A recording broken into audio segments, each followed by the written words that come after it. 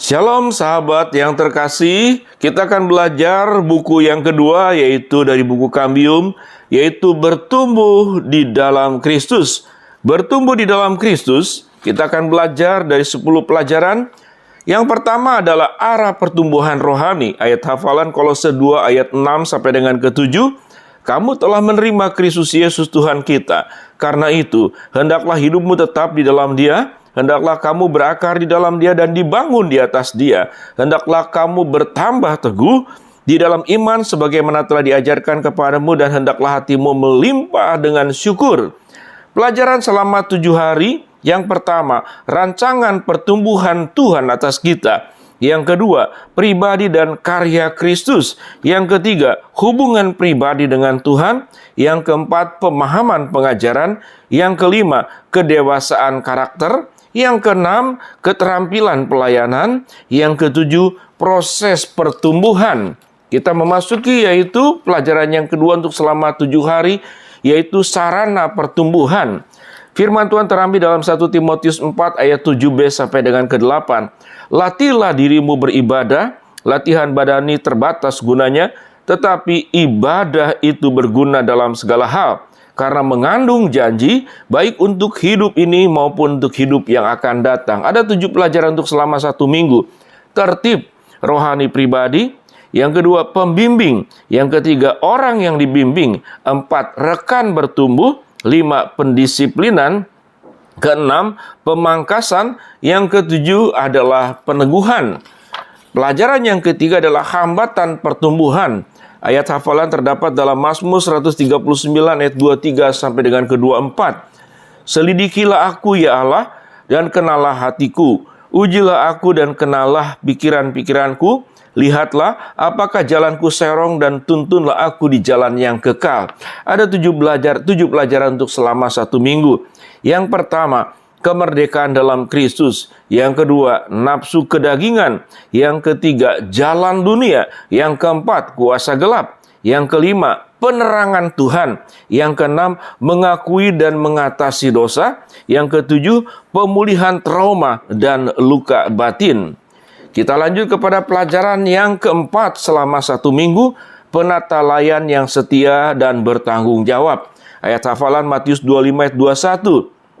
Lalu kata tuannya itu kepadanya, baik sekali perbuatanmu itu, hai hambaku yang baik dan setia.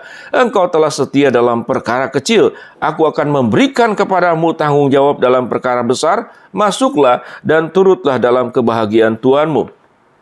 Ada 7 pelajaran selama untuk 1 minggu. Yang pertama, penata layanan. Yang kedua, hamba yang jahat. Yang ketiga, tanggung jawab. Yang keempat, upah kekal. Yang kelima, hal terburuk. Yang keenam, dasar pembandingan. Yang ketujuh adalah sikap hati. Pelajaran yang kelima untuk selama 1 minggu, penata layanan atas waktu. Efesus 5 ayat 15 sampai 16. Karena itu perhatikanlah dengan seksama bagaimana kamu hidup. Janganlah seperti orang bebal, tetapi seperti orang arif. Dan pergunakanlah waktu yang ada, karena hari-hari ini adalah jahat. Ada 7 pelajaran selama 1 minggu. Yang pertama, menghitung hari. Yang kedua, hidup bijaksana. Yang ketiga, waktu yang tersisa. Yang keempat, prioritas pemilik waktu. Yang kelima, pancalomba kehidupan. Yang keenam, mendahulukan yang utama. Yang ketujuh, kronos dan kairos. Kita masuk kepada pelajaran yang keenam untuk selama 1 minggu, penata layanan atas harta. Matius 6 ayat 19 sampai dengan ke-21.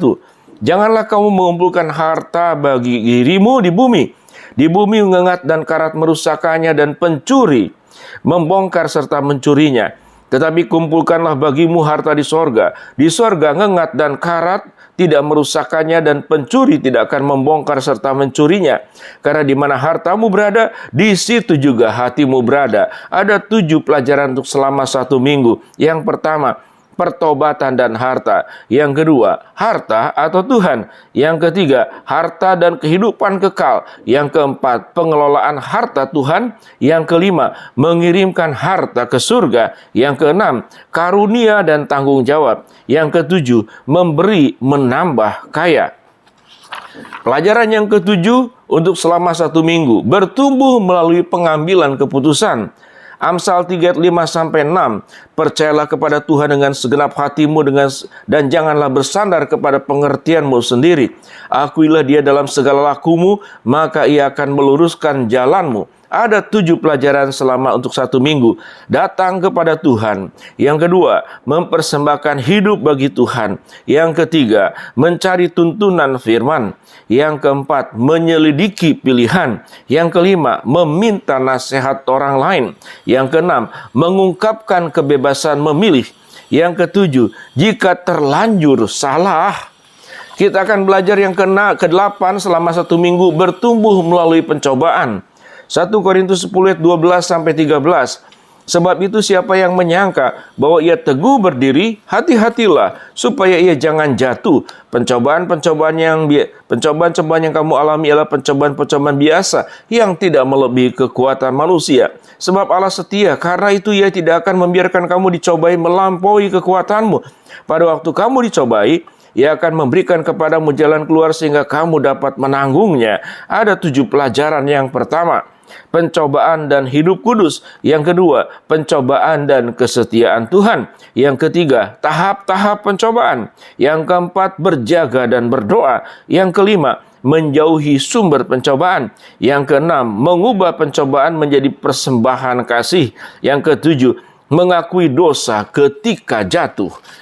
Pelajaran yang ke-9, bertumbuh melalui penderitaan. Roma 8 ayat 28-29. Kita tahu sekarang bahwa Allah turut bekerja dalam segala sesuatu untuk mendatangkan kebaikan bagi mereka yang mengasihi Dia, yaitu bagi mereka yang terpanggil sesuai dengan rencana Allah. Sebab semua orang yang dipilihnya dari semula, mereka juga ditentukannya dari semula untuk menjadi serupa dengan gambar anaknya, supaya anaknya itu menjadi yang sulung di antara banyak saudara. 7 pelajaran untuk 1 minggu. Yang pertama, dosa dan penderitaan. Yang kedua, peristiwa alam dan penderitaan. Yang ketiga, kuasa gelap dan penderitaan. Yang keempat, didikan Tuhan dan penderitaan. Yang kelima, penderitaan dan pengharapan. Yang keenam, penderitaan dan kemuliaan Tuhan. Yang ketujuh, dihibur untuk menghibur. Pelipat gandaan rohani, ayat Markus 4 ayat ke-20.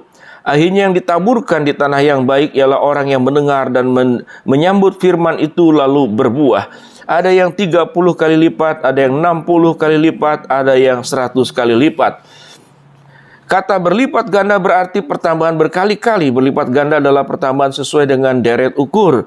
Ya, bukan dengan deret hitung. Deret ukur dari 2 menjadi 4 dan ke-8, kemudian 16 dan 32.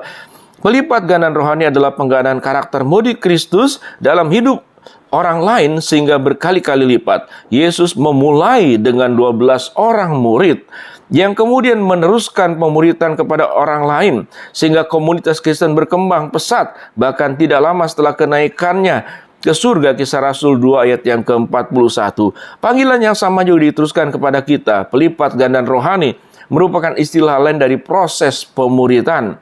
Kita melipat gandakan kebenaran yang telah kita terima kepada orang lain, sehingga ia dapat lebih mengenal Kristus. Dengan kata lain, melakukan pelipat gandaan rohani sama dengan menjadi penatalayan atas kebenaran Tuhan.